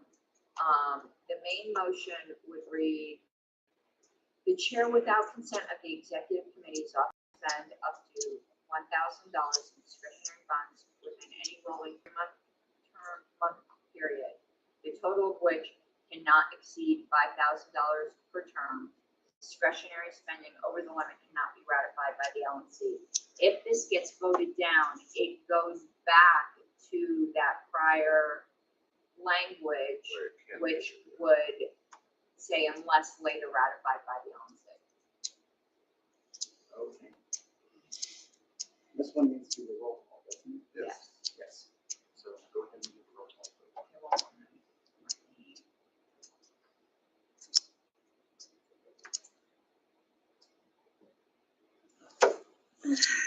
Is it too late to amend it? Oh, there was a problem. I have a problem, hold on a second, 4. Okay, He just leaves that out there. Mr. Boss, Pass. Mr. Chatterton, Mr. Jar. Oh, well, you were kind of chairing, Yes, I'm chairing right now. Mr. Hess. Mr. Ford. Okay, I'm gonna be the first brave person here and you can vote yes. Ms. Hollison, Yes. Mr. Hurd, I'm so enthusiastic. Mr. Martin, Pass. Mr. Malagon, Aye. Mr. McGee. Aye. Mr. Nicola. Aye. Mr. Redpath. No. Mr. Thompson. Ms. Yanuskavich. Yes. Going back to the passes, Mr. Propose. these minutes.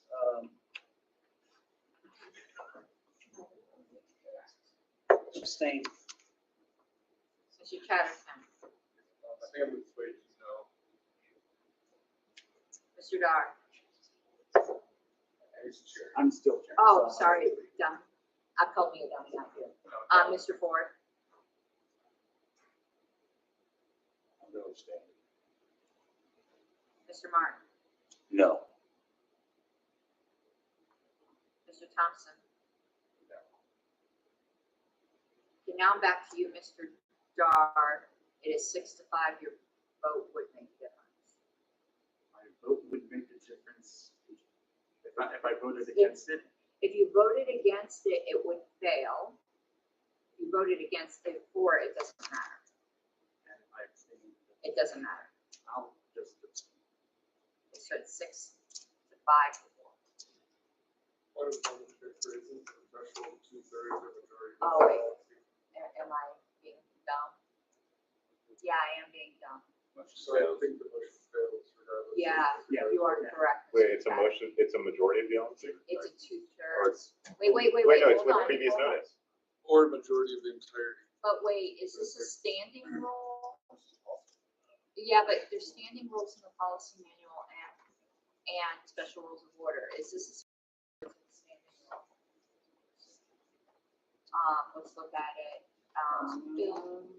The very bottom of the financial statements have the chair's discretion for the account. No, We're not it- tracking them, that's where it's a standing rule. but to advise the board that I know that it's discretionary spending. A special rule of order has to do with parliamentary And she proceedings. needed to, and she got it. So You weren't, Instacart stuff. You know, that type of thing. So that would be discretion. however, I understand. it's a movement.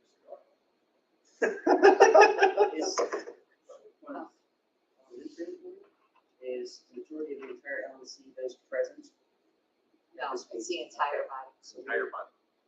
So we need 10. if it's a special board, You. but abstaining was previous notice, it's just a majority. Right, and if it's a special rule of order, it requires 2/3 of the So chairs. as a point of parliamentary inquiry, are we trying to debate what, are we trying to figure out whether it's a standing rule versus a special rule? 'Cause I thought it was a standing rule, but I don't. My understanding is it's standing.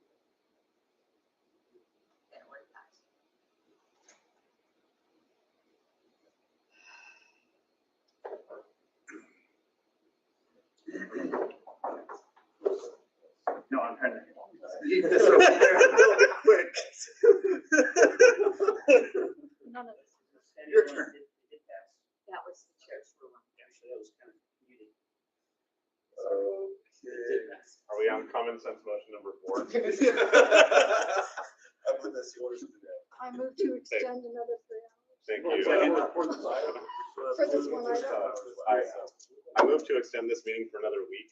Mr. Ford needs to say, like I said that one time, I don't want this meeting to ever end. So in the interest of time, I do believe everyone should have had a chance to read them. I will remind my colleagues on this board that when I did notice these items, I said, if there are any questions or anything that you would like, only one person, told me that they had a friendly amendment that I accepted. In any case, I'm not going to read the whole thing. I think, unless the chair would like me to, but in the interest of time, this should be a fun one. Most of the language here, I gave the reasoning already on the bottom for anyone that wants to see it in the OneNote. Most of this language and verbiage is from either DC nonprofit corporate law or from directly copied and pasted from the auditor's suggestion, the letter that we all saw that the audit commissioner Bowen did the report yesterday. So this is pretty easy, I think, but that's what I've said about all of them, and that has not been the case.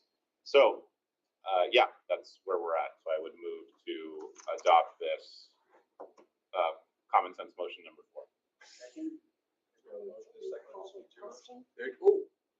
heard that. Did Oh, you I hear heard that, Mr. Chair? And I second. Did you hear that? I heard I was Ms. whispering. Halsey call the question. So Ms. Halsey called the question, Second. and I seconded. Mr. Buff. So my question is the second paragraph, did anything you passed previously with regard to approve versus review affect the second paragraph? I'm sorry, one more time?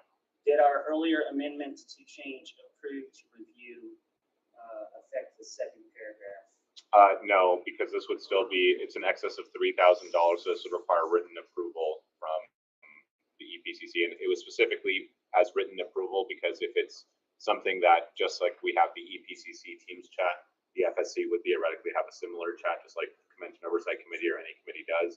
If it's something that easy, it would just be a group chat and it would be signed off by the 3 people that are on the FSC. Point of order, there's a motion to, in debate and call the question. Before you, let me recognize you before you, what is the nature of your point? I'm sorry, Mr. Chairman. There is a motion to in debate and call the question. It wasn't real. It wasn't real. It wasn't real. It wasn't real. So if that answered Mr. Boss' question, It could. I think so.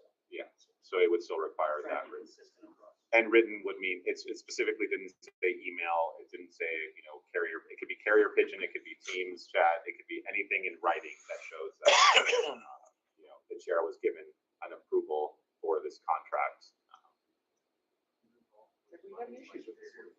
I think we have,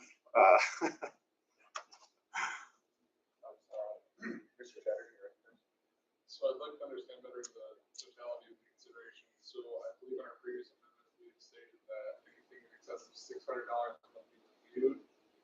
And now anything in excess of $3,000 must be explicitly approved.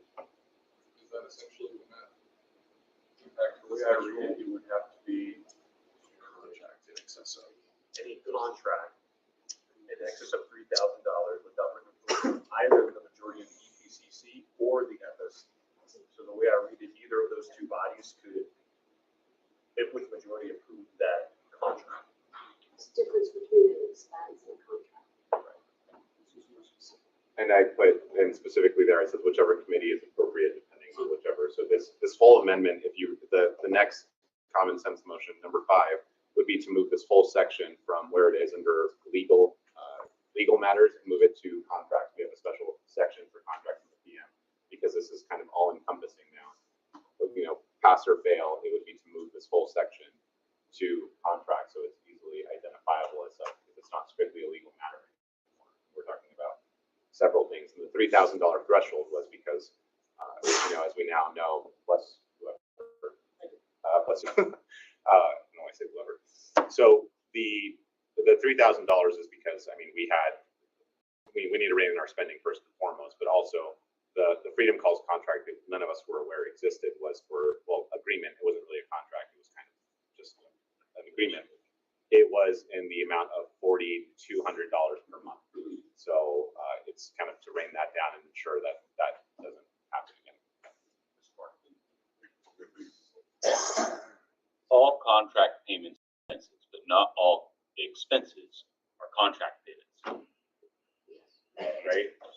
Like ducks are birds, but not all birds are ducks. Problem here is we've got some differing standards that are going in that could cause a lot of confusion for how different kinds of expenses are handled. And I actually, if you want to talk about executive abuse by the chair, this theoretically could mean that they have a much higher limitation than what we just approved on other things as we deem expenses, which technically would theoretically be inclusive of our contracts. We'd have to specifically interpret that this is different, for one thing. For another, if the chair says this isn't an expense, they don't have to buy by 600, they can go to 3,000.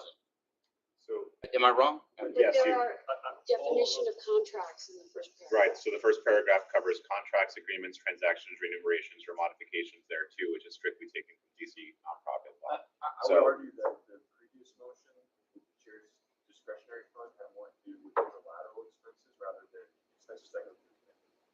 But on this, it says that the requirement is a majority of the EPCC or the FSC, whichever committee is appropriate, if it's in excess of $3,000. But we just passed something in excess, or we're limited at 600, and there's no substantive difference here in the situation, except that we've arbitrarily defined contracts, it's a categorical error. We're just making the categorical error where we're improperly dividing or making an improper distinction between contracts and expenses when contracts are a kind of expense. And so this would be a problem, in my opinion, just for coherency. I do appreciate the intent, and this seems like a great suggestion overall. All right, there's something here that I do not understand what it means. That's in the paragraph, the all new paragraph beginning, all independent contractors and vendors.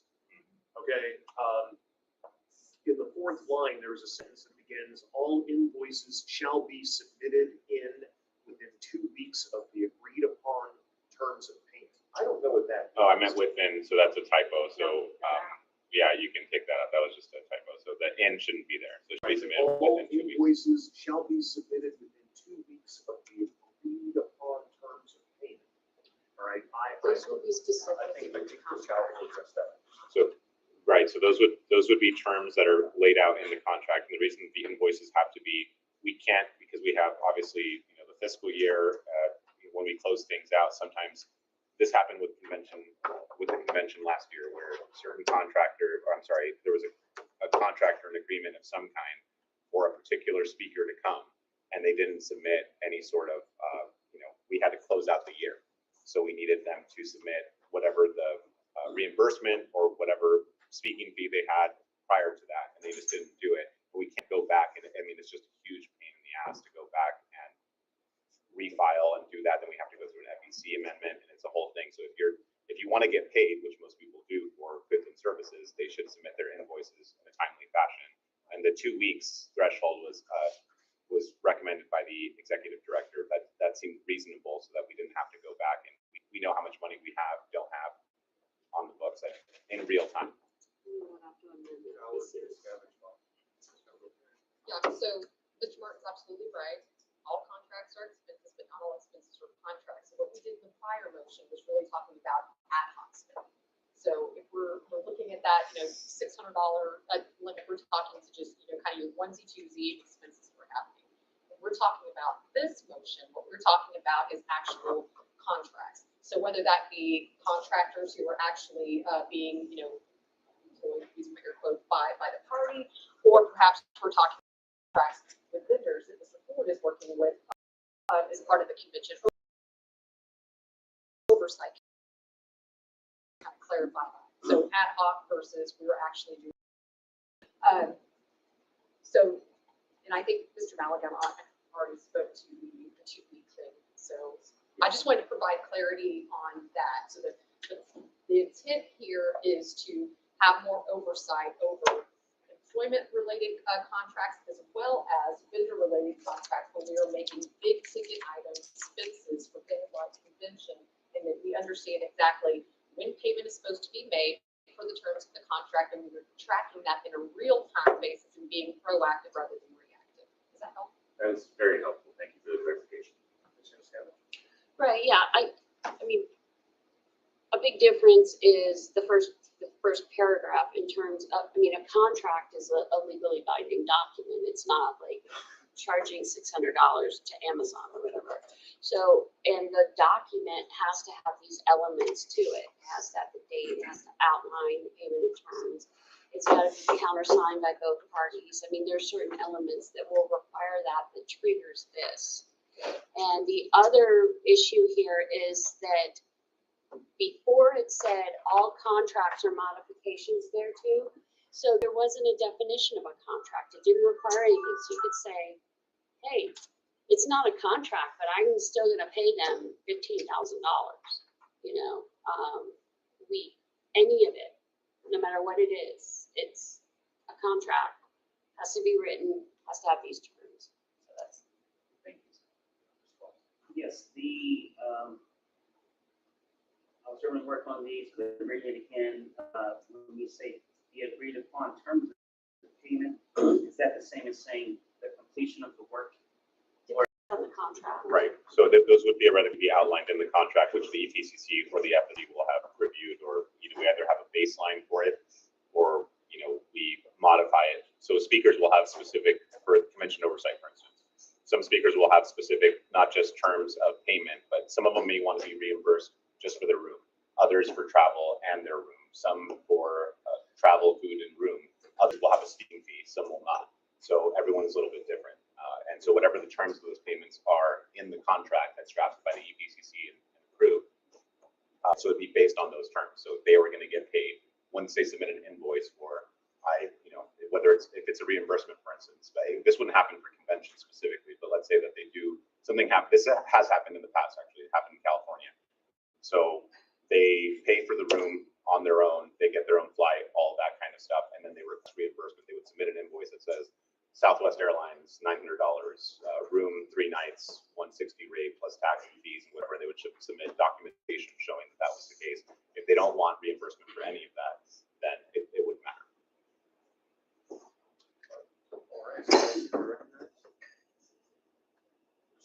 I'm just going to state that maybe petitioners, I can tell you there's some petitioners who don't use it. Okay, I'm just telling you that there are potential complications here for things that we need to get done in the future, that our people have vendors who cannot meet those terms. And we shouldn't do business with them. If they can't submit, I mean, they either. I'm just telling you that Right. there will be situations that arise where we're going to, we may very well need vendors to meet our goals as a political party, and they're not going to be able to meet these requirements. That'd be a good problem to have, because that would mean we'd have money. Right. Well, and to Ms. Keller's point, we can address this in real time. And I mean, nothing, I assume that anyone, even if they don't use email or do whatever, they can still submit stuff via mail. I mean, we're still, even though we don't have a physical HQ, I assume that the XD will still get mail somewhere. And we can deal with that then. She can scan it, upload it, send it to us, whatever. So it doesn't, I mean, people still had contracts in old timey days before there was email or anything like that. I appreciate Mr. Redpath's comment, and I know what he's talking about, but we often joke about a certain member that, whose name I won't mention, has objection to electronic mail rather by sundial and carrier pigeon, that we gotta start working with people who live in the modern age. All right, well, if there's no further discussion, then we can move on to a roll call vote. This was the most complicated one that took the least amount of time. That's wild. Crazy. We're already gonna vote. We're already to vote. It doesn't matter. I could say it. Okay. I could say it.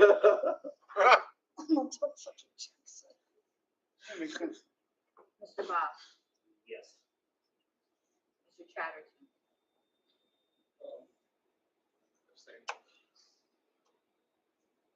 who is chairman? Okay, Mr. Dar, Yes. Mr. Dasson, Yes.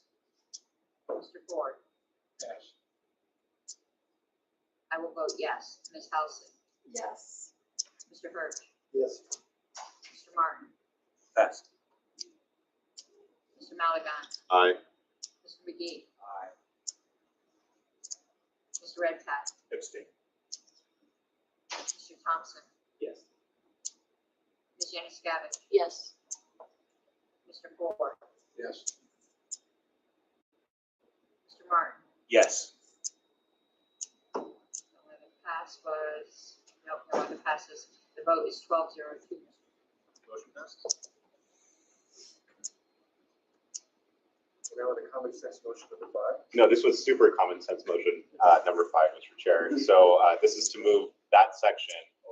So to move subsection 3, contracts and contract approval, currently under section 1.06, legal matters, to subsection 4 under section 1.08, financial matters, and renumber the subsequent subsections in both sections. That was fun to say. Second. Second. Would you like to speak to your motion? I just did. All right, is there any discussion on this motion? Apparently. I move to call the question. This is, I don't hear you. I object to calling the question. I object to calling the question. I'm just kidding. There's a motion and a second to call the question. All in favor of calling the question, raise your hand. All opposed? All right, we'll go to a roll call vote. But we still have to do it, right? We still have to do roll call. It's a good thing you're funny, man. Good sense of humor. Yes. That's okay. I'm gonna give you guys some minutes, some errors in it that you can find as Easter eggs for public. Mr. Bob, Yes. Mr. Chatterton, Yes. Mr. Darling, Yes. Mr. Dustin, Yes. Mr. Ford. Yes. I will vote yes. Ms. Halsey, Yes. Mr. Hurst, Yes. Mr. Martin, Yes. Mr. Malagon. No. Were you serious? Yeah, let's do it. Come on. You're not allowed to vote against your own motion. Am I really not? That's not true. I think that is true. Okay, fine. Not to laugh, it's fine. Mr. McGee, Aye.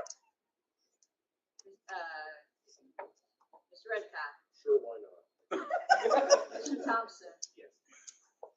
Ms. Janiscavich. Yes. Mr. Chair, why is it that? It's 13-0-0. Motion passed. Unity. Motion passed. Mr. Ford, I think you had your hand up. Yeah, I'd like to request, 15 minute break. All right, we'll recess for 15 minutes. Sounds great. We were finally on a roll. I know.